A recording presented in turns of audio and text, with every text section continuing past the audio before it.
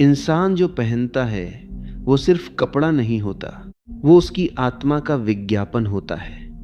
दुनिया भर में औरतों को ढंकने की होड़ मची है, लेकिन क्या आपने कभी सोचा है कि एक पूरी सभ्यता ने चेहरा दिखाने को अपनी गरिमा क्यों माना और दूसरी ने चेहरे को छिपाने को अपनी पवित्रता?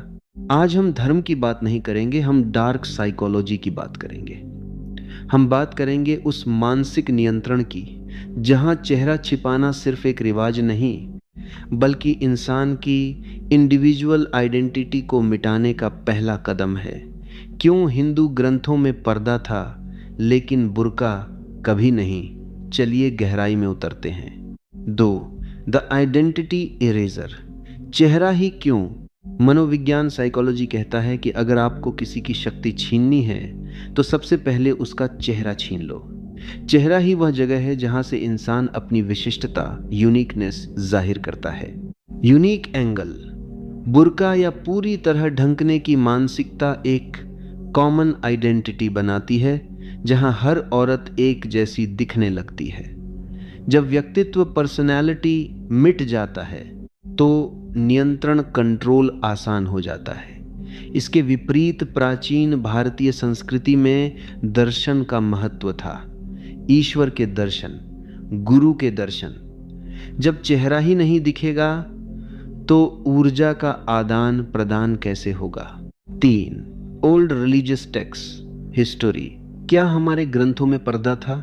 अब बात करते हैं धार्मिक प्रमाणों की। अगर आप ग्वेद या वाल्मीकि रामायण उठाएंगे तो वहां घूंघट या बुर्के का कोई जिक्र नहीं मिलेगा। एग्जाम्पल 1.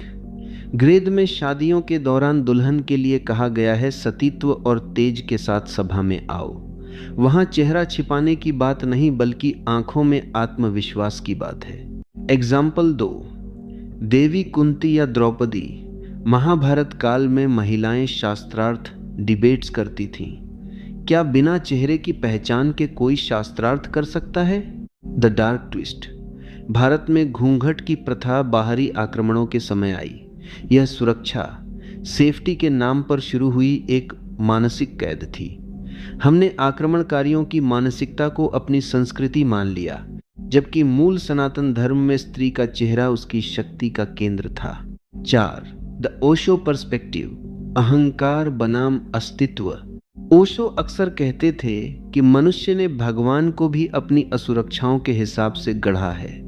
बुर्का या अत्यधिक पर्दा इस बात का प्रतीक है कि पुरुष खुद पर नियंत्रण नहीं रख सकता, इसीलिए उसने स्त्री को ढंक दिया। यह रिवर्स्ड साइकोलॉजी है। समाज ने अपनी कमजोरी का बोझ स्त्री के कंधों पर डाल दिया। हिंदू धर्म में प्रकृति को खुला और विस्तारवादी माना गया है। जैसे हवा को कैद नहीं कर सकते, वैसे ही शक्ति को बुर्के में नहीं रखा जा सकता। इसीलिए हमारी देवियां अस्त्र शस्त्र के साथ खुले मुख मंडल में दिखती हैं। 5. Conclusion, the final reveal. Hindu महिलाएं बुर्का इसलिए नहीं पहनती क्योंकि उनकी संस्कृति दिखने, मैनिफेस्टेशन पर आधारित है, छिपने, सप्रेशन पर नहीं। याद रखिए, जब आप किसी का चेहरा ढंकते हैं तो आप सिर्फ उसकी त्वचा नहीं ढंक रहे, आप उसका आत्मविश्वास, उसकी अभिव्यक्ति और उसका समाज में अस्तित्व, एग्जिस्टेंस ढंक रहे हैं।